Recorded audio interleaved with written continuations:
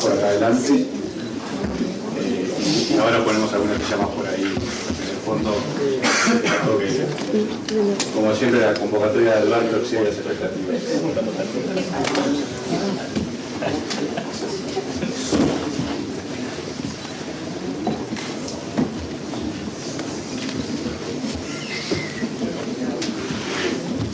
Muchas gracias a cada uno de ustedes por estar aquí. Muchas gracias, como siempre, también a Piso 40, que nos permite realizar estas actividades en este lugar tan lindo y con esta vista de nuestra ciudad. Estamos en un día muy especial porque estamos presentando el primer libro editado por el Centro de Estudios para el Desarrollo, y es una ocasión doblemente especial porque es un libro de Alberto Venegas Lynch, un economista que conozco desde joven y que con mucha generosidad desde siempre me ha permitido conversar con él, intercambiar ideas, y ha influido mucho, lo digo en el prólogo del libro, en la formación de mis propias ideas en un clima de libertad como corresponde a un liberal, y tengo el honor de decirle dos palabras que solo le digo a una persona más, que fue a Ramón Díaz, que es amigo y maestro. Así que, Alberto, muchas gracias por estar y por el honor de poder editar tu libro. Quiero agradecer.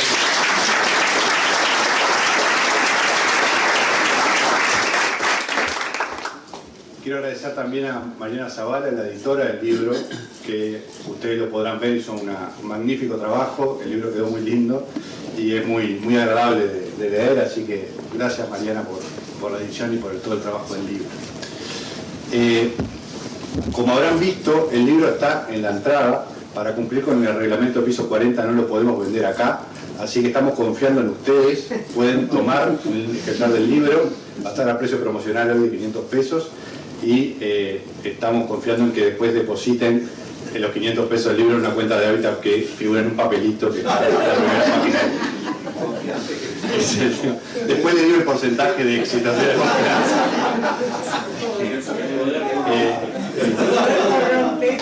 Veremos cuánto se corrompe.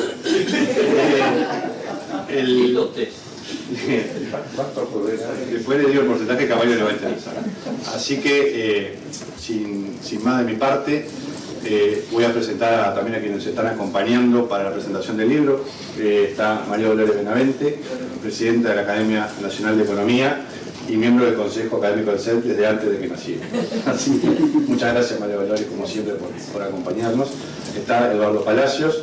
Eduardo es miembro de la Sociedad Montpellier. Para quienes no lo conocen, es la sociedad internacional liberal más prestigiosa, que Alberto integró su directiva hace algunos años, y por supuesto la integra. Muchas gracias, Eduardo, también por acompañarnos hoy aquí. Y también nos acompaña Martín Aguirre, director del diario El País y también miembro del Consejo Académico del CED desde su nacimiento. Así que muchas gracias también a ustedes por acompañarnos. Vamos a tener los tres comentarios. En primer lugar, María Dolores, luego Eduardo y luego Martín, y finalmente le daremos la palabra a Alberto para que nos dé también su mensaje. Así que sin más, lo dejo con María Dolores. Muchas gracias. Bueno, gracias al CED por esta iniciativa, y en especial a Hernán, que siempre ha tendido lazos desde que era un jovencito postulante de la Academia Nacional de Economía, premio Academia Nacional de Economía en 2 o 3 oportunidades, no me acuerdo. Así que bueno, para mí es un doble gusto estar acá, y ni que hablar de tener el honor de presentar junto a Eduardo y a Martín un libro de Alberto Venegas Lynch, que es además académico correspondiente, o sea que nos unen lazos muy importantes. Estaba recordando junto con él la última vez que estuvimos juntos en un homenaje a Ramón Díaz, que también estaba Hernán, y la verdad que fue muy emotivo. Y Ramón Díaz ese día, me acuerdo que dijo, este día no me lo voy a olvidar. Estaba tan emocionado que casi no pudo hablar. Bueno, a él le costaba hablar, ¿no? Siempre se trancaba, y sobre todo cuando quería expresar apasionadamente sus ideas. Yo voy a hacer unas pocas reflexiones, pero fue un libro que disfruté muchísimo.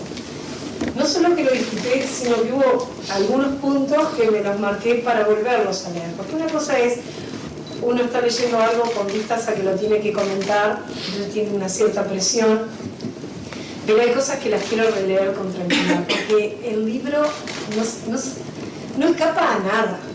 Tiene consideraciones económicas, políticas, filosóficas, epistemológicas, religiosas, no se sabe ni el Papa. Entonces, realmente, es refrescante. Primero, que es un baño de libertad que da gusto leer. Que, bueno, yo me considero liberal, capaz no tanto como Alberto, leyéndolo, pero realmente. Lo segundo, bueno, primero es un libro refrescante que realmente vale la pena leer. Lo segundo, el enorme paralelismo que uno encuentra entre los temas que él señala para Argentina y los temas que estamos viviendo en Uruguay. El hilo conductor del acto que se repite en varias instancias del libro sobre el poder que corrompe, es realmente interesante. Va a los fundamentos, va a los conceptos, aquello de libertad política y libertad económica, porque ahora nos quieren decir que China, como está aplicando algunas cosas del liberalismo económico, bueno, está todo bien. No está todo bien. No se puede ser liberal en lo económico si no se es liberal en lo político y recíprocamente. Eso me pareció muy importante. Después, bueno, las etapas que hemos vivido históricamente, Argentina y Uruguay, aquí un homenaje al doctor Enrique Arocena, que escribió tanto sobre este tema, sobre cómo había ciclos que prácticamente se replicaban a uno y otro margen del río, y también corrientes de liberalismo económico y de intervencionismo económico bastante paralelas. Lo otro que quería comentar es cómo analiza ese triángulo del que habla siempre Friedman de la política dirigista, el beneficiado de la política y el burócrata que está contratado para hacer cumplir esa política, ese triángulo de hierro. ¿Contra quién? Contra toda una población atomizada que es la perjudicada. Entonces, realmente, bueno, hay todos estudios de economía institucional que muestran por qué el que está atomizado tiene un poder diluido, mientras que el que está concentrado defiende ese proteccionismo, ese intervencionismo o la medida que fuere, y tiene cierto poder de éxito. Y acá quería comentarles que hay un estudio del Banco Mundial que tiene algunos años, tendrá 3 años, que hace una pregunta en distintos países a las personas de cuántos creen que su destino y su bienestar depende de sí mismos. Y bueno, y en Uruguay solamente el 36% de las personas creen que su futuro, su destino, su bienestar dependen de sí mismos. Lo otro depende de papá Estado, o como dice Connie que está acá, de mamá, ¿verdad? Pero lo sorprendente es que eso atraviesa todas las clases sociales, porque uno puede pensar, bueno, la gente de menos recursos, es lógico que confíe más en el Estado, pero de las clases más altas solo el 46% cree que su destino económico y social depende de sí. Eso es muy interesante. El otro tema que me pareció sumamente interesante es la reflexión sobre el respeto a las minorías. Y ahí lo que decía Alberto sobre que, creo que es Calderón, el que tú citabas, que 50% más 1 es 100% y 50% menos 1 es 0%. Y eso lo estamos viviendo en Uruguay hace 15 años. O sea, es importante jerarquizar el necesario respeto a las minorías, que es el fundamento democrático. Por suerte, sea quien sea el gobierno que venga, no va a tener mayorías parlamentarias claras y va a tener que buscar acuerdos y consensos y negociaciones. Todo el ciclo de la Academia de Economía del año pasado fue sobre la búsqueda de consensos y la necesidad de buscar consensos para no seguir fragmentando la sociedad uruguaya. Bueno, después otro tema que me pareció muy interesante es cómo ese intervencionismo genera un adormecimiento del que recibe el favor estatal una especie de servidumbre voluntaria, o como decía Carlo Graziani, como los efectos de una droga que son placenteros al inicio y que después se hacen insostenibles. Importante lo que señala sobre la importancia de las palabras. Las palabras, como dice Enrique Baliño, no son inocentes. Entonces palabras como progresista, como protección, como industria incipiente, son palabras que tienen una connotación. ¿Quién se va a poner en contra de proteger una industria infantil, una industria incipiente? Es como, no tiene corazón, como me dijo una vez Julieta, ay, economista, usted preocupada por el grado de inversión y los niños se mueren de hambre. Sí, nada que ver una cosa con la otra, pero es como que las palabras sí importan, ¿verdad? Yo no supe de contestar. Bueno, después otra cosa que me pareció muy importante es la relación que hace entre las ciencias duras y las ciencias blandas. En la academia estamos procurando ahora un acercamiento, ya lo tenemos con la Academia Nacional de Medicina, con la Academia de Ciencias, con otras disciplinas, porque realmente esta división entre economía, política, sociología, es una división que nos hemos hecho para que sea más fácil estudiar, pero en los hechos no hay tal división. Y hoy por hoy, que el Nobel del año pasado lo tuvo alguien de Economía y Comportamiento, y hay tanta relación con temas médicos o neurológicos o neurocientistas, bueno, eso que me pareció un punto muy importante.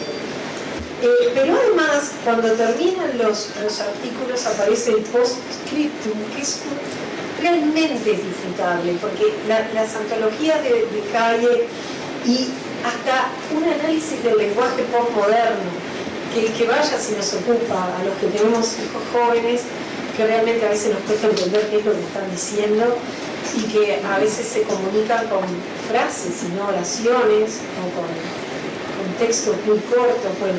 Y el lenguaje postmoderno relacionado también con todos los temas de la posverdad y de cómo se van formando las opiniones y todo el tema de las redes sociales. Quería, para terminar, refrescar una idea que comenta para Argentina, pero que es aplicable. En nuestro país, dice Alberto, se atribuye mayor importancia a los medios que a los fines. Así se hace difícil avanzar. Estamos atrasados en el debate de las ideas. Esto es totalmente aplicable en Uruguay. Cuando estamos enfrascados, por ejemplo, en la discusión de si el 6% para la educación es bueno o es malo, en vez de discutir qué se hace con el 6% para la educación, o con el 5%, o con el 4%, o con el 10%. ¿Qué resultados queremos? ¿Qué generaciones de educandos queremos? La Academia este año hizo el ciclo 2019 sobre eficiencia y eficacia de las políticas del gasto público. Y realmente que ahí está el tema del asunto, ¿no? No tanto ver los insumos como estamos acostumbrados a verlo, sino ver los resultados.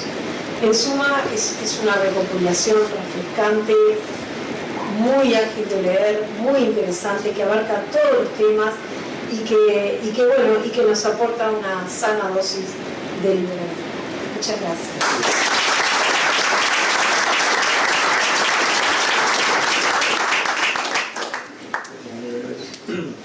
Bueno, antes que nada quiero agradecer a Hernán y a Ser por la invitación que me han hecho para presentar el libro del profesor Alberto. Más cerca. Más fuerte. Bueno, profesor, escucha. Bueno, quiero decir antes que nada que es un enorme honor para mí participar en esta presentación y acompañar, como se refirió a mí, el artículo de mi país, a mi colega de la Sociedad de Montpellier. Como todos ustedes saben, la Sociedad de Montpellier se fundó después de la Segunda Guerra Mundial en 1947, ante la convocatoria de von Mises y von Hayek a los principales referentes intelectuales de la época, que estaban muy preocupados por el futuro de los valores de la civilización.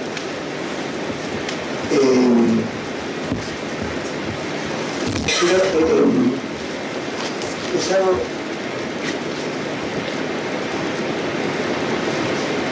quiero hacer también otro homenaje A propósito de esta presentación, algunos conocidos y amigos que no lo ubicaban bien al profesor, yo no encontré fórmula más sencilla y más fácil que decir que era el Ramón Díaz argentino.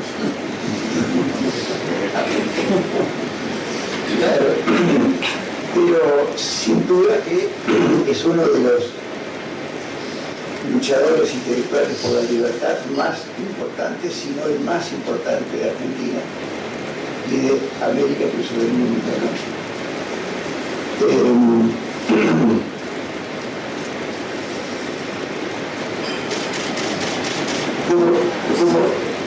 Como toda la obra de Alberto Lynch, densa en conceptos, en preclaros conceptos, que lamentablemente cuesta mucho su difusión y el entendimiento. Y yo ahí atribuyo esa dificultad a que nuestra cultura ha sido invadida por verdades, que son mentiras o errores que se han naturalizado, se han incrustado en la cultura.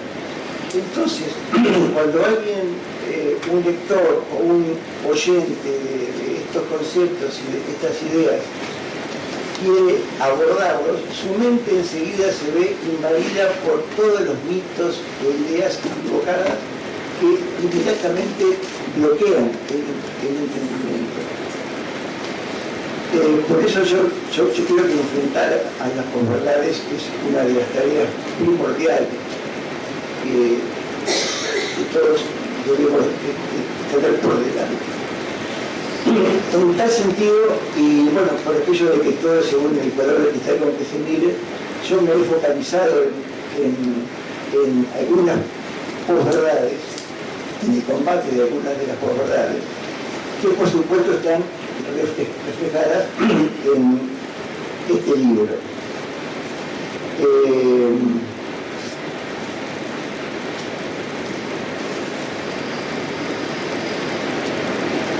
El tema de las posverdades, hay que ser consciente de ello, afecta todos los ámbitos del quehacer humano, todos los ámbitos.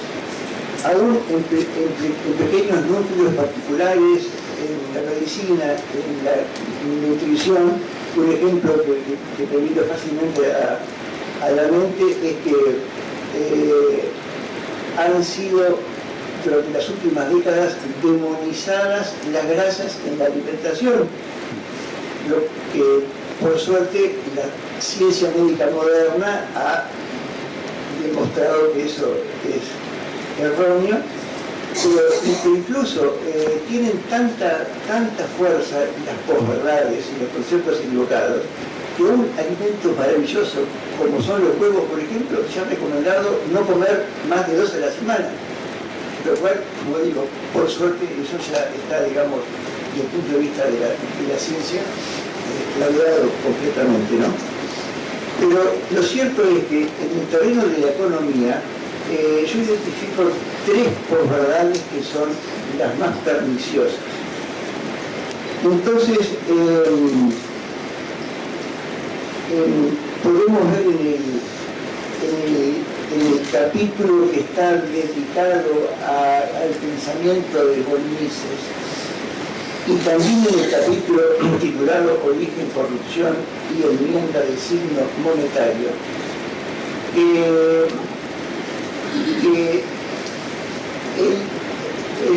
la posverdad que se ha internalizado y se ha difundido en la cultura de que el dinero nacional y los bancos centrales son necesarios porque por lo menos son buenos para el buen desarrollo de la sociedad.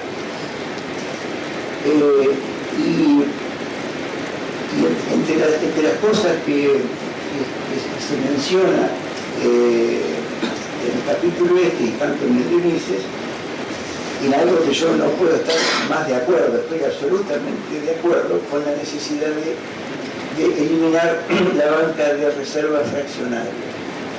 Yo creo que ese es uno de los principales flagelos que la humanidad tiene. la reserva fraccionaria, si la banca de reserva fraccionaria es la que origina los ciclos económicos, que la cultura imperante acepta como que son parte de la naturaleza, como pueden ser los truenos.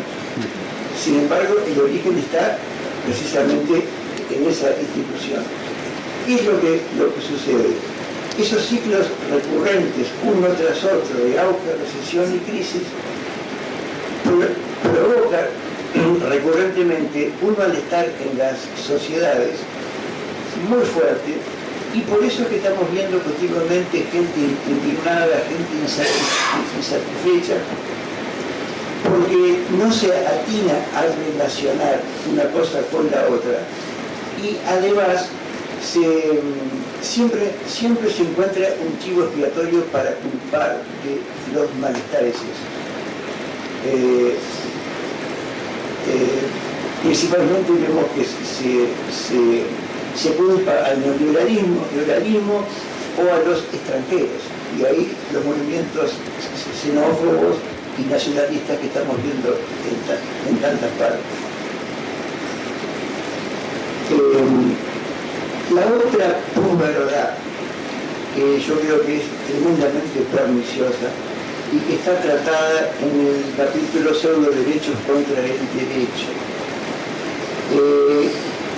en el sentido de que los gobiernos deben de regular los contratos laborales, dada la desigualdad en el poder de contratación. O también se dice que el empleado es la parte débil de la negociación frente a la empresa.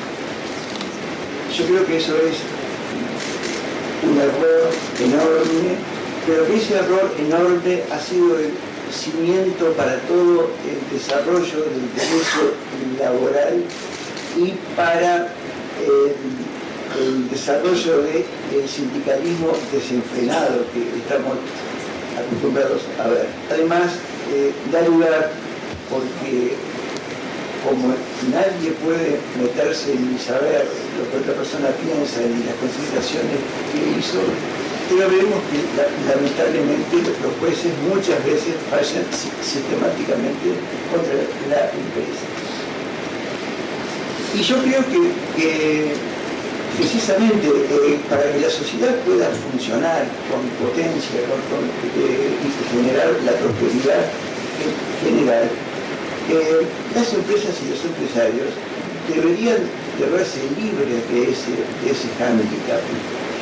Porque en la medida que haya más empresarios que invierten o que se tienen a cargo de nuevos emprendimientos, no solamente que aumentan la tasa de capitalización, sino que la demanda por más empleados hace que el salario real suba. Y con eso yo creo que es la única y la verdadera manera de bajar el desempleo y traer la prosperidad. Por eso yo pienso que obviamente es una opinión mía, yo creo que deberíamos de tratar, aunque sea coloquialmente, reemplazar el indubio prooperario por indubio proentrepreneurial. Indubio, ¿verdad? Si el derecho claro es claro, pero indubio, ¿verdad? En la duda, no fallar contra la empresa. La tercera verdad que yo identifico como tremendamente nefasta para el desempeño de la sociedad, de la economía, es que el proteccionismo protege. Claro, usan la palabra mágica que mucha gente quiere escuchar. Esto está magníficamente tratado en el capítulo Trump y los peligros de las guerras comerciales, ¿no? Claro, es inaudito que a esta altura del siglo XX sigan exprimiéndose argumentaciones que son absolutamente equivocadas, sin sustento, y sin embargo uno las escucha una y otra vez, y sin embargo también guían las políticas de muchos países. Entonces, digo, pero por ejemplo, hay gente que cree, por ejemplo, que si se liberalizan completamente las importaciones, o como no se es competitivo en ninguna actividad, no se podría exportar nada y se funden todos los exportadores. Bueno, pero digo, ahí hay un razonamiento que debería ser elemental. En cómo se piensan pagar las importaciones si no se obtiene el dinero fruto de las exportaciones. Aparte, si fuera cierto que no se es competitivo en nada, que no se podría exportar nada, aunque las importaciones fueran completamente libres, no se podría importar nada.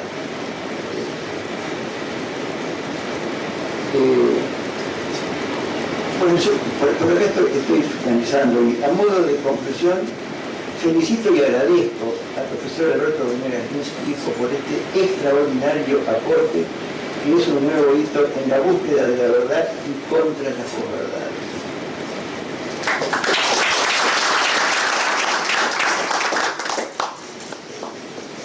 Muchas gracias. Bueno, gracias Hernán por la oportunidad de estar acá presentando este libro.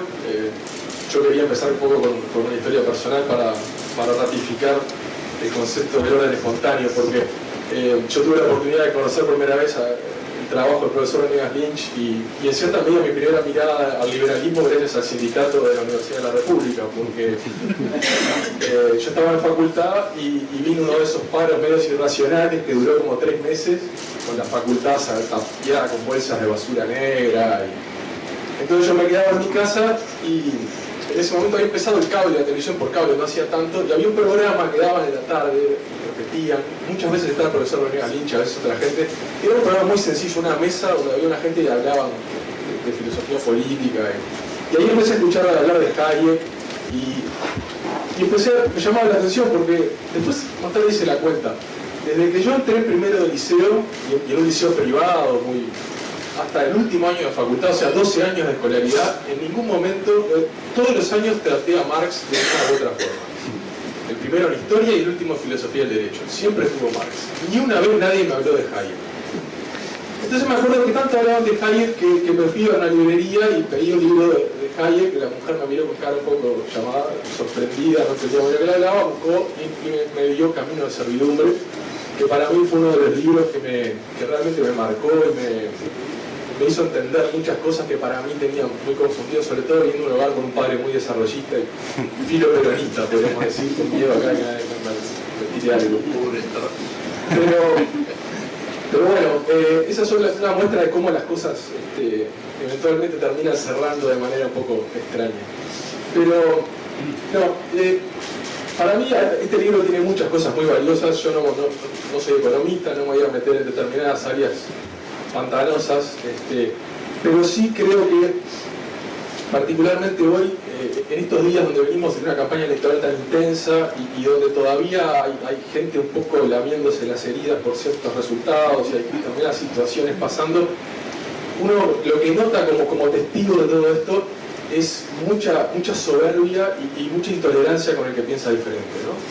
Y para mí eso es una de las grandes lecciones que a mí me dejó lo que he leído del liberalismo y particularmente los conceptos que hay en el libro. Tengo varios párrafos marcados, pero me parece que no justifica ponérmelo a leer ahora. Les recomiendo a ustedes que lo lean. Pero se lo pueden llevar sin cara. Se lo pueden llevar después. Pero para mí una de las cosas más interesantes de la visión liberal de las cosas es esa dosis de humildad y de tolerancia que te obliga a tener. ¿Por qué? Porque la mayoría de los conceptos son un poco, ¿cómo decirlo?, contraintuitivos. Hay una cantidad de ideas que son difíciles de entender y que muchas veces van contra lo que uno sentiría originariamente y que te obligan además a enfocar, a asumir que vos no podés tener la respuesta a todas las preguntas, ¿no? Que este camino es un camino de preguntas permanentes y donde vos vas encontrando algunas respuestas y eso te abre un nuevo panorama de preguntas. Y me parece que ese es el gran diferencial que tiene el liberalismo con el marxismo y con otra cantidad de doctrinas que nos inundan en la vuelta. De hecho, así estamos también tal vez porque no se toque Hayek en el sistema educativo, ¿no? Pero me parece que para mí la gran lección de eso es aprender a que siempre es conveniente escuchar al otro, que uno no puede creer que sabe todo o que hay una receta infalible para llevar a la prosperidad o al progreso. Y me parece que si yo tuviera que elegir un mensaje que pude sacar de este libro y de mi exposición a estas ideas es ese, y me parece que es un mensaje que hoy en día, particularmente en Uruguay, la sociedad está necesitando con urgencia, así que ojalá el mensaje del profesor Venegas llegue a mucha gente y mucha gente pueda leer este libro. Así que muchas gracias.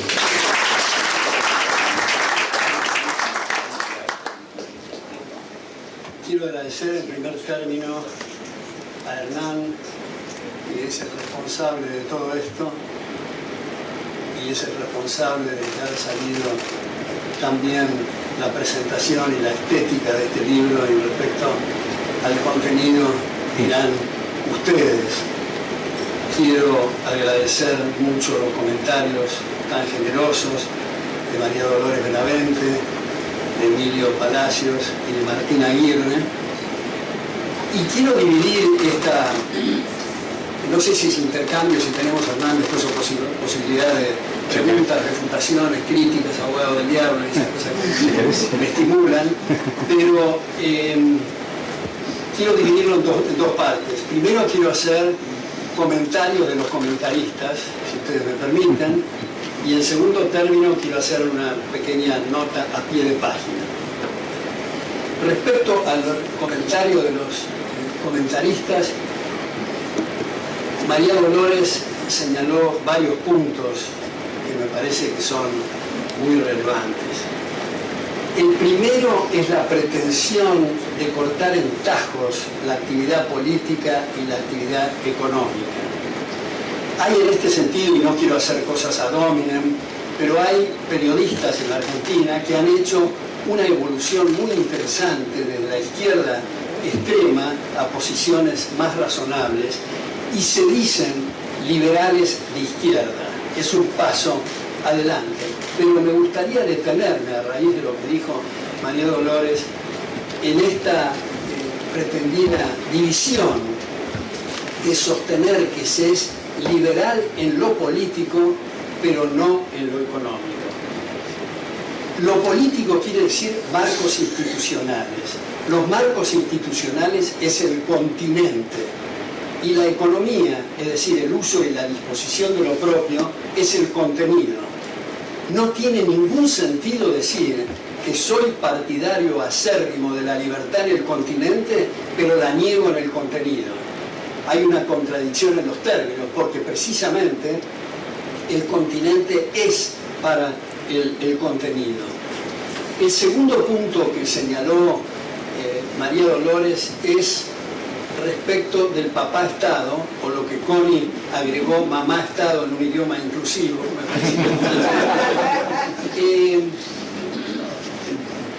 y es cierto, es uno de los grandes mitos el estar permanentemente elaborando sobre que el Estado va a hacer tal cosa, el Estado va a hacer tal otra, sin detenerse a pensar que cuando hablamos del Estado estamos hablando del bolsillo de los vecinos.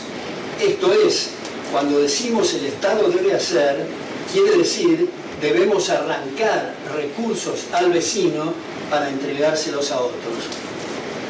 Y como también se ha dicho acá, las tasas de capitalización son la única causa que determina salarios e ingresos en términos reales. Cuando hay mala asignación de recursos, cuando hay despilfarro, cuando hay derroche, los salarios en términos reales se reducen. Por eso estamos frente a una gran paradoja de nuestra época, es que se adoptan medidas de política teóricamente para beneficiar a los pobres y son los principales arruinados con políticas de esa naturaleza.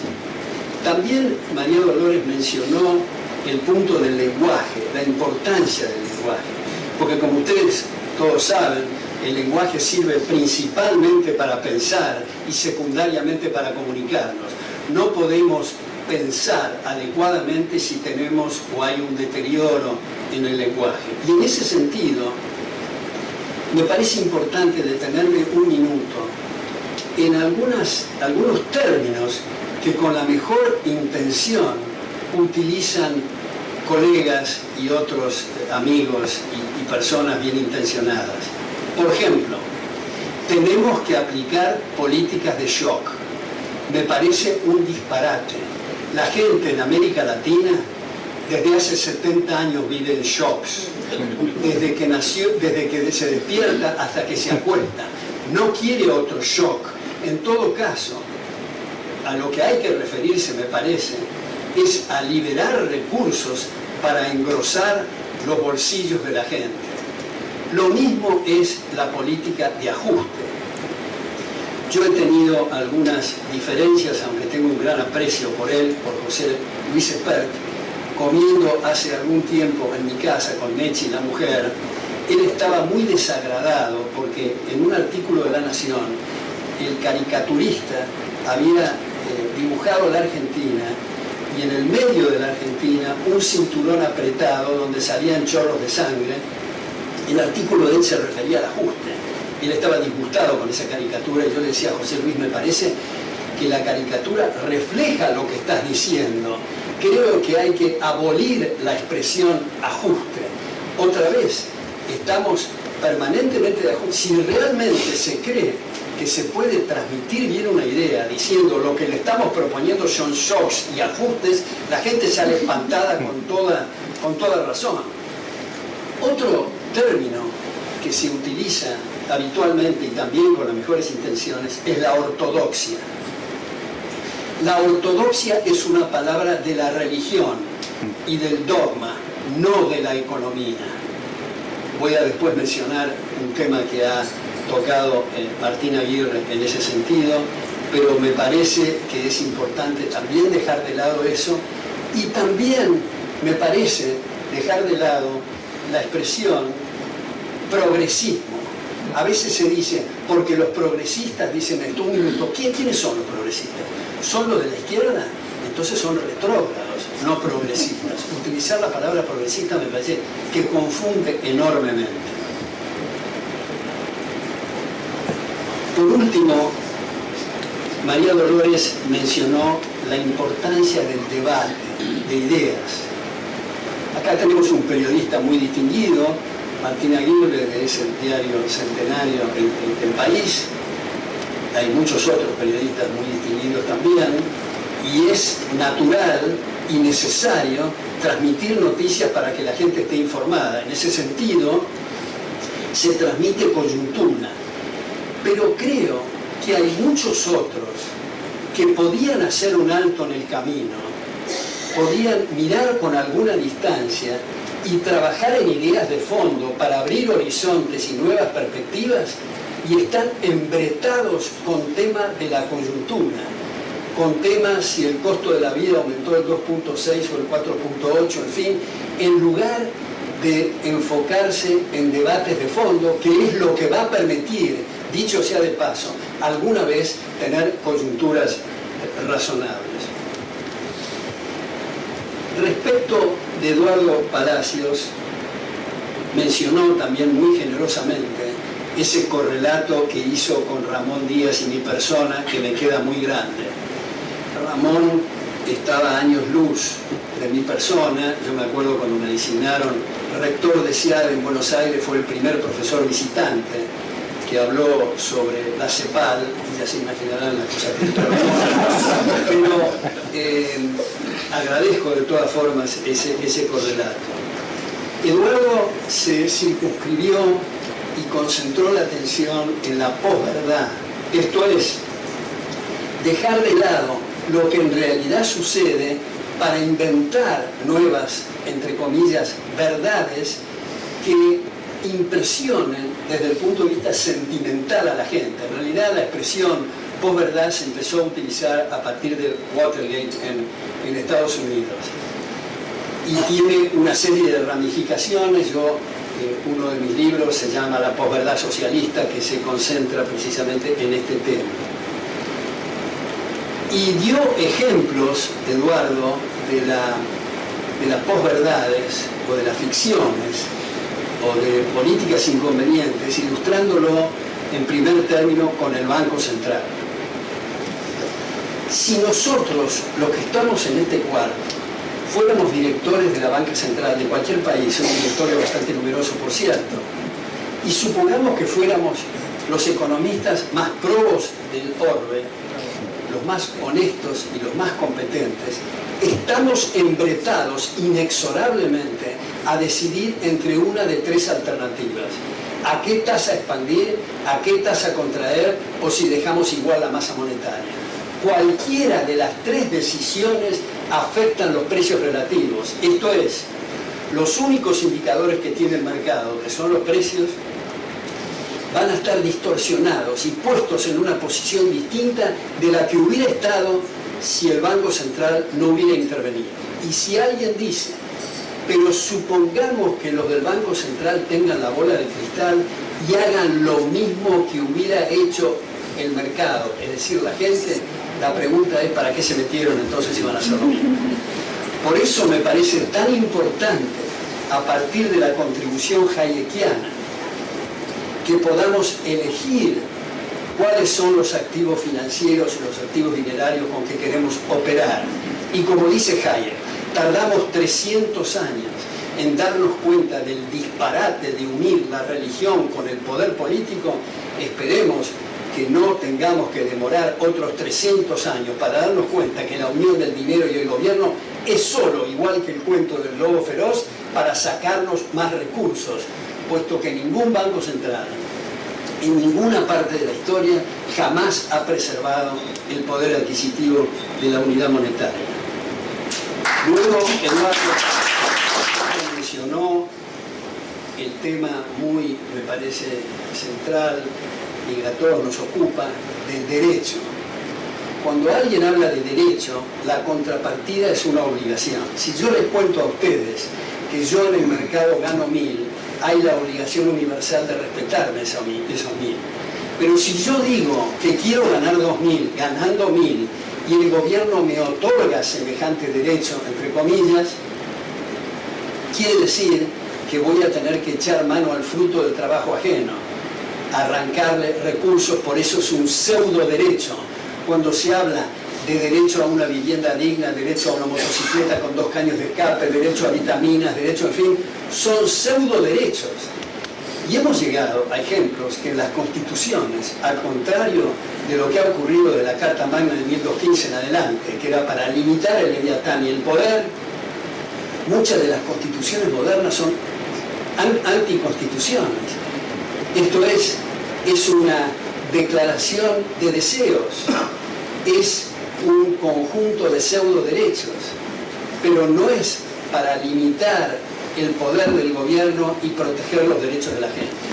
Doy siempre el ejemplo de lo que ha ocurrido hace relativamente poco en la Asamblea Constituyente en Ecuador, que lamentablemente afortunadamente no prosperó la propuesta, pero se propuso seriamente en la Asamblea Constituyente de Ecuador incluir un artículo que dijera el derecho al orgasmo de la mujer. Esto muestra la sandez y el desatino a que se ha llegado. La Constitución brasilera, 3 o 4 constituciones anteriores, en un inciso decía cuál debería de ser la tasa de interés en términos reales. Eso es no tener la menor idea qué es una constitución. Martín Aguirre mencionó algo que me parece de gran interés, porque hay muchos disparadores para ser atraído a estas ideas del orden espontáneo, como dijo Martín. Nunca me imaginé que un disparador iba a ser el sindicato de la Universidad de la República, pero es uno de los caminos. Y como ha dicho Martín, y quiero establecer un paralelo con mi persona en este sentido, que en sus estudios ha debido tropezarse permanentemente con Marx. En mi caso, que hice 2 carreras universitarias y tengo 2 doctorados, nunca escuché nada relativamente simpático con la tradición del pensamiento liberal. Si no hubiera sido por mi padre, yo probablemente sería trotskista, o sería, en el mejor de los casos, keynesiano. Mi padre tuvo una ilimitada paciencia para mostrarme otros lados de la biblioteca. Y me parece fundamental, y con esto voy a la nota a pie de página y al otro capítulo, lo que dijo Martín de la tolerancia en el intercambio de ideas, el respeto recíproco, el estar en la punta de la silla y comprender que más que nada en la tradición liberal no es un puerto o un destino, sino un camino, es un proceso, es una trayectoria que está siempre en evolución, viendo nuevos aspectos. Por eso me atrae tanto el lema o el moto de la Royal Society de Londres, nullius imperva, esto es, no hay palabras finales. Y en este sentido, subrayó Martín la importancia de la humildad. Un amigo mío, ex marxista, ahora vive en Guatemala, argentino, escribió un libro que se llama Todos nos equivocamos. Yo creo que es importante ver que no tenemos la precisa. Popper nos ha enseñado que el conocimiento significa corroboraciones provisorias sujetas a refutaciones. No hay verificación. El positivismo ha dicho que la verdad se prueba con una verificación. Y como dice Morris Cohen en Introducción a la Lógica, esa proposición no es verificable, para empezar. Y segundo, nada en la ciencia es verificable. Todo es corroborable provisoriamente, como decía Popper. Así que este tema que señaló Martín, y cierro con este capítulo, de la humildad, del no ser socrático, es muy importante. Y precisamente en la nota a pie de página que quiero subrayar, va en consonancia con esto que ha elaborado y dicho y comentado Martín Aguirre. Y es que estamos inmersos en un mar de ignorancia y tenemos que hacer esfuerzos y peregrinaciones muy forzadas para captar algo de tierra fértil de la verdad. Hay un autor, Emmanuel Carré, que ha dicho, con razón, que lo contrario de la verdad no es la mentira, sino las certezas. Y con esto no está adhiriendo al relativismo epistemológico, puesto que, como se sabe, el que sostiene que todo es relativo, eso que está diciendo también es relativo. Además de que la verdad es la correspondencia entre el juicio y el objeto juzgado. Pero las certezas bloquean posibilidades de intercambio de ideas y nuevos descubrimientos. Parece que hemos llegado a un punto final. Por eso, me parece, antes de tratar de definir qué es el liberalismo, deberíamos de decir qué no es el liberalismo. El liberalismo no es una ideología, no en el sentido inocente del diccionario, de conjunto de ideas, ni siquiera en el sentido marxista de falsa conciencia de clase, sino en el sentido de algo cerrado, algo terminado. Yo escribí en La Nación hace algún tiempo un artículo que se llamaba El liberalismo como anti-ideología, precisamente como procesos abiertos. Entonces, este punto de las certezas, este punto de las corroboraciones, este punto de la ideología quiero marcar y subrayar especialmente. No quiero tomar demasiado tiempo en esto, pero esto nos permite abrir el liberalismo, que es nada más y nada menos que el respeto irrestricto a los proyectos de vida de otros. Esta es una definición que fabriqué hace algunos años y celebro que hay muchos que la han tomado, porque no es en este sentido, y yo comprendo el espíritu de Martín, que lo está poniendo en otro contexto, lo de tolerancia. La palabra tolerancia en este contexto nuevo, no en el que estaba diciendo Martín, tiene cierto tufillo inquisitorial. Yo tengo la verdad y perdono a los que están equivocados. Los derechos no se toleran, se respetan. Ahora, cuando decimos que el liberalismo es el respeto irrestricto a los proyectos de vida de otros, no queremos decir para nada que adherimos a los proyectos de vida de otros. Nos pueden repugnar los proyectos de vida del vecino, pero si no hay lesión de derechos, la sociedad se hace invivible si usamos la fuerza para imponer nuestros proyectos. Por eso el liberalismo está en ebullición. En ebullición es el título de otro de mis libros, precisamente para marcar procesos evolutivos. Quiero terminar nuevamente agradeciendo mucho la presencia de todos ustedes y de nuevo la generosidad de quienes me comentaron y de nuevo muy especialmente a Hernán y a Mariana Zavala por la calidad del producto que han producido. Muchas gracias.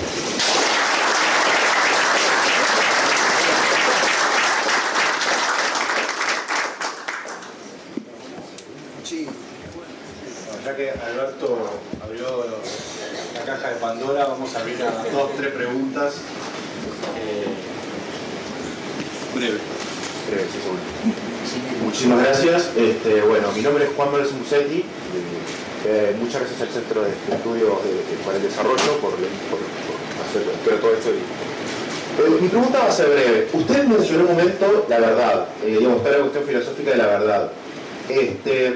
Yo soy muy objetivista en este sentido, de Ayn Rand, porque ella habla sobre que, no sé si leyó una lección para filosofía, no me acuerdo el libro, perdón. Ella básicamente dice que si una persona no, ¿cómo decirlo? Si una persona, ¿usted cree en la realidad? Eso es lo que ¿usted cree en la realidad? ¿Cree que existe algo que sea real? Bueno, gracias.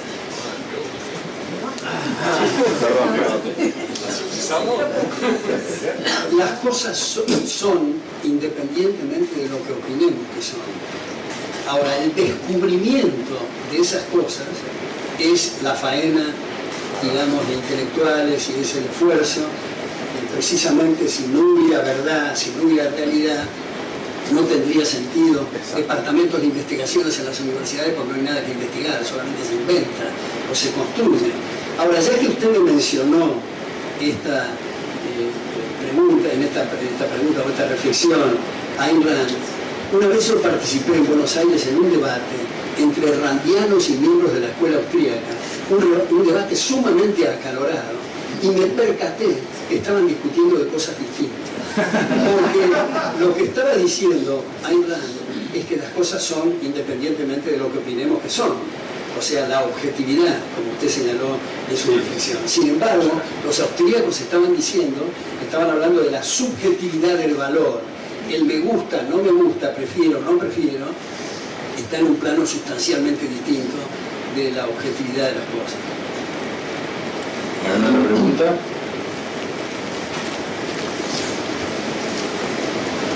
Bueno, buenas tardes, muchas gracias por el evento. Yo voy a preguntarle, ya que quiere que le hagan preguntas para poder pensar, ¿cuál es la razón por la que Estados Unidos conserva su libertad política? ¿Cuál es la razón por la que la revolución norteamericana, vista desde un punto de la libertad, por supuesto, fue exitosa? Ha sido exitoso durante 230 años, no ha tenido un golpe de Estado, no ha tenido una quiebra en su constitución. Si la comparamos, por ejemplo, con la Revolución Francesa, que fue dictadura del Directorio, dictadura de Napoleón, y nada que hablar de la Revolución Rusa, por supuesto. ¿Qué tiene la Constitución norteamericana, o los norteamericanos en sí, para haber mantenido hasta hoy en día la libertad política? Bueno, me parece muy interesante esa reflexión. Yo diría que Estados Unidos ha sido un ejemplo extraordinario en el mundo libre, ha sido el baluarte del mundo libre, debido a la visión de los padres fundadores, debido a esa constitución que usted menciona y la declaración de la independencia. Pero, lamentablemente, creo yo que Estados Unidos ha sufrido y está sufriendo una declinación muy grave.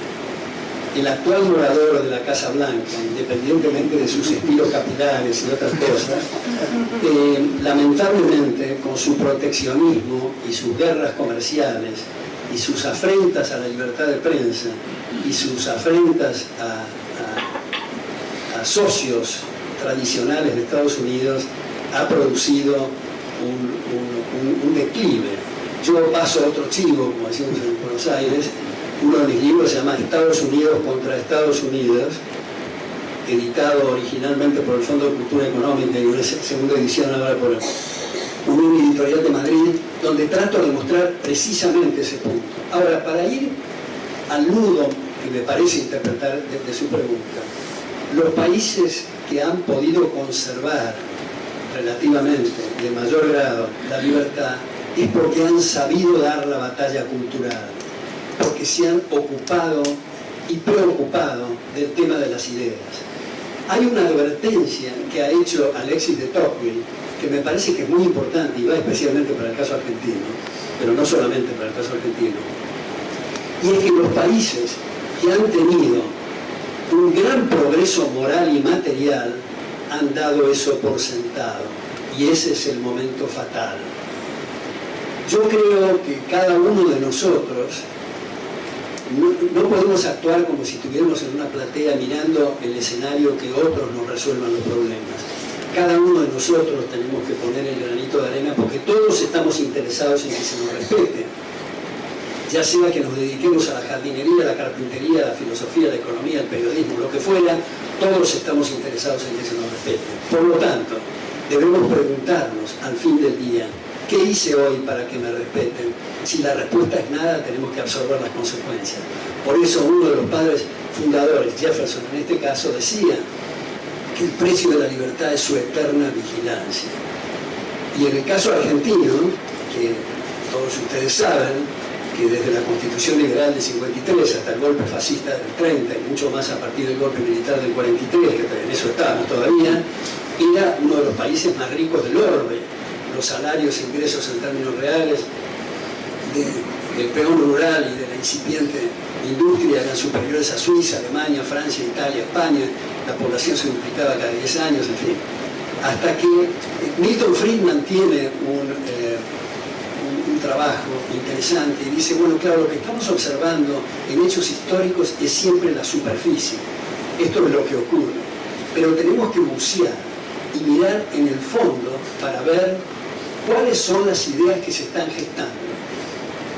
En el caso que acabo de decir, desde el 53 al 30, en el caso argentino, se estaba gestando el socialismo, el keynesianismo, la CEPAL, el comunismo, en fin, y muchos fueron los que dieron eso por sentado y cuando irrumpió el debate no tenían nada que responder.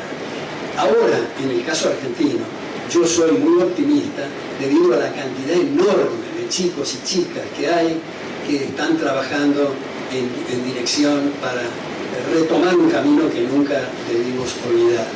Pero para terminar esta reflexión, quiero decir que no es solamente el caso de Estados Unidos que preocupa o que nos preocupa, sino es el caso de Europa. En Europa la xenofobia y el nacionalismo es algo que ha crecido. En las últimas elecciones parlamentarias en Alemania, dije, 88 escaños fueron ocupados por neonazis en Alemania. Para no decir nada de Austria, que ha sido un ejemplo, como decía Stefan Zweig, un ejemplo de ser cosmopolita. Lo que ocurre en Estados Unidos, para no decir nada, en distintos países latinoamericanos, lo que ocurre, como dijo María Dolores, que mencionó tangencialmente, en el Vaticano hoy, es alarmante. Por lo tanto, tenemos un gran desafío, pero depende de cada uno de nosotros cuál sea el resultado. ¿Qué tal? Muchas gracias por la exposición y por abrirse a preguntas. Mi pregunta es un poco más concreta. Robert Caro, en su serie de ensayos sobre la vida de Lyndon Johnson, sostiene la teoría de que el poder, más que corromper, de alguna manera revela. Entonces, con relación al título del libro, ¿por qué, si puede explicar brevemente, considera que el poder corrompe? Bueno, traté de hacer eso en una nota en el País hace una semana. Pero digo, esto está tomado de Lord Acton, de la célebre frase, el poder tiende a corromper y el poder absoluto corrompe absolutamente, que fue dirigido al jefe de la iglesia anglicana, que sostenía que para los políticos y los miembros de la iglesia debía de ser más benévolo las críticas. Y Lord Acton dice que al contrario, cuanto mayor sea la responsabilidad, la presunción es contraria, deben de demostrar que han actuado bien y ahí es donde aparece esa frase. Y también agregué en esa nota en el País, y está en el proemio de este libro, que de ningún modo estoy sosteniendo con esto que todos los políticos son corruptos. Muchos políticos, en fin, muchos es una forma un poco generosa de decirlo, pero hay políticos que han intentado mantener en brete a los aparatos estatales, que no se han dejado tentar por los dineros públicos, que han contraído al Leviatán. Son lamentablemente no muy numerosos, pero existen esos casos y espero que en el futuro esto se multiplique, pero en todo caso el título tiene ese espíritu. Vamos con la última pregunta. Profesor, muy buena la exposición y espero que el libro también esté acorde con la presentación. La pregunta mía es, hoy en día estamos ante... Usted siempre habla de la batalla cultural. La pregunta mía es cómo luchar contra, no tanto la batalla cultural, sino la batalla en la academia. Porque bueno, hoy en día tenemos acá, o sea, la parte de profesores, la parte del rol docente, está, no sé si muy politizado, muy secado hacia un lugar. Juventudes hitlerianas tenemos. No es tanto eso. El problema es de que vos tenés un tema de adoctrinación en parte, no hay una discusión de ideas, y cuando vos intentás ir a discutir las ideas, te pasan por arriba. Yo tuve que ser comunista para más o menos. No, pero no solo eso, lo podés hacer. Yo lo hice de agarrar y ir en contra, y obviamente lo terminás pagando en la escolaridad. Pero bueno, son gajes del oficio. Es eso o bajar la cabeza, a veces no vale. O por lo menos creo yo que no vale la pena bajar la cabeza. Pero por eso le quería preguntar a usted, que obviamente tiene mucho más cancha en ese sentido, cómo ir, cómo poder agarrar y discutir con gente que está más cerrada y cómo discutir en la academia. Muchísimas gracias. No sé si tengo más cancha, pero voy a intentar una respuesta. Yo creo que el tema educativo, que hay grandes coincidencias cuando se dice que nuestros problemas son educativos. Cuando bajamos a lo concreto, no siempre estamos de acuerdo en qué queremos decir para resolver el tema educativo. Yo creo que mitiga mucho lo que usted acaba de señalar, los problemas que acaba de señalar, si comprendemos que la educación, por definición, tiene que ser un proceso abierto y competitivo, que nadie tiene la precisa de decir que los chicos tienen que estudiar 2 geografías, una matemática y una historia. Son procesos abiertos y competitivos y cambiantes. Por eso es el peligro que implica el pretender manejar estructuras curriculares desde el vértice del poder. Eso es una contradicción a lo que quiere decir la educación, que como digo, por su naturaleza tiene que ser abierto y competitivo. Eso ayuda mucho a ese debate de ideas, ayuda mucho a no tener un pensamiento único, que es lo más horrible que pueda ocurrir. Y aprovecho para seguir con lo que decía Martín recién en cuanto a la humildad, que cuando tenemos discrepancia entre liberales sobre distintos puntos, es algo sano, algo conveniente, algo bienvenido. Tenemos que entender que lo último que queremos ser identificados los liberales es que somos una manada. No somos una manada, somos individuos que tenemos distintos criterios y bienvenido que se puedan confrontar esos criterios, pero en el ámbito más amplio, educativo. Por eso es que no quiero ofender a nadie con esto, pero en fin, los cargos del ministro de Educación y de Cultura son en cierto sentido un insulto a la inteligencia.